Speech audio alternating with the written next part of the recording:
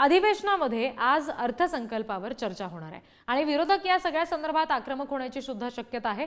खरं तर लाडक्या बहिणींसंदर्भातला एक अत्यंत महत्त्वाचा मुद्दा आहे, कारण 2100 रुपये देणार असं म्हटलं गेलं होतं, पण तसं झालं नाहीये। अजित पवारांनी आर्थिक परिस्थिती राज्याची सुधारल्यावर 2100 देऊ असं म्हटलंय, त्यामुळे विरोधक त्याच्यावरून सवाल उपस्थित करू शकतात। आणि एकंदरीतच आज अर्थसंकल्पावर चर्चा होत असताना विधिमंडळाच्या कामकाजादरम्यान नेमकं काय घडतं याकडे आपलं सुद्धा लक्ष असेल।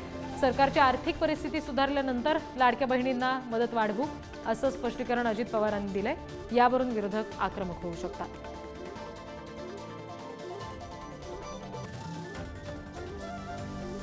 आणखी तपशील आपण घेणार आहोत। प्रतिनिधी शिल्पा नरवडे सध्या आपल्याशी जोडल्या गेलेल्या आहेत, त्यांच्याशी आपण या सगळ्या संदर्भात बोलणार आहोत। शिल्पा, काय नेमकं घडू शकतं? आज अर्थसंकल्पावर खरं तर चर्चा होते, कुठले महत्त्वाचे मुद्दे विरोधकांकडून उपस्थित केले जाऊ शकतात, सरकारवर कुठल्या बाबत टीका होऊ शकते?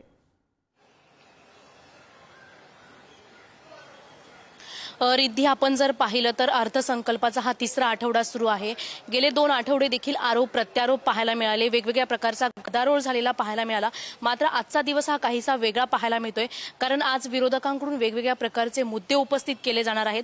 कायदा सुव्यवस्थेचा प्रश्न वेळोवेळी विरोधकांकडून उपस्थित केला जात होता, मग त्यामध्ये महिलांवर होणारे अत्याचार असतील किंवा महिला सुरक्षिततेचा प्रश्न असेल, तरुणांची बेरोजगारी असेल, शेतकऱ्यांच्या आत्महत्या असेल, असे विविध प्रश्न आज विरोधकांकडून उपस्थित केले जातील आणि आज विरोधक बोलणार आहेत, विरोधकांना बोलू दिलं जाणार आहे। त्यामुळे विरोधकांकडून हे बेरोजगारी असेल, कायदा सुव्यवस्था असेल, नागपूरमधील प्रकरण असेल, बीडचं प्रकरण असेल, महिलांवरील अत्याचार असेल, स्वारगेटमधलं पुण्याचं प्रकरण असेल, अशा विविध प्रकरणांवर आज चर्चा होणार आहे, विविध प्रश्न उपस्थित केले जाणार आहेत।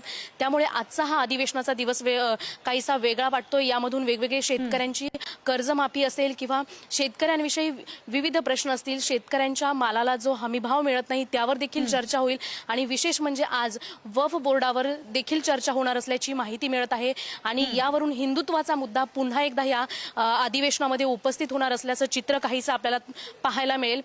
त्याबरोबर अहिल्यानगरमध्ये ज्या शासकीय जमिनी आहेत त्यांवर धार्मिक स्थळं उभारण्यात आलेली आहेत, त्यावरून देखील हा हिंदुत्वाचा प्रश्न इथे अधिवेशनात आज उपस्थित होऊ शकतो। त्यामुळे आज विरोधक बोलतील, विरोधक आक्रमक होण्याची शक्यता आहे आणि विशेष म्हणजे लाडक्या बहिणींवर देखील विरोधकांचा निशाणा असेल, कारण लाडक्या बहिणींना जे 2100 रुपये देणार होते ते देखील अद्याप देण्यात आलेले नाही। लाडक्या बहिणींच्या खात्यावर 2100 रुपये कधी येणार असा सवाल देखील विरोधक उपस्थित करतील। मात्र अजित पवार यांनी याचं स्पष्टीकरण देखील दिलेलं आहे की सरकारची आर्थिक स्थिती कशी आहे याचं स्पष्टीकरण देऊन जेव्हा सरकारची आर्थिक स्थिती सुधारेल त्यानंतर लाडक्या बहिणींना 2100 रुपये दिले जातील असं स्पष्टीकरण उपमुख्यमंत्री अजित पवार यांनी दिल्यानंतर देखील आज देखील हा मुद्दा पुन्हा उपस्थित होऊ शकतो।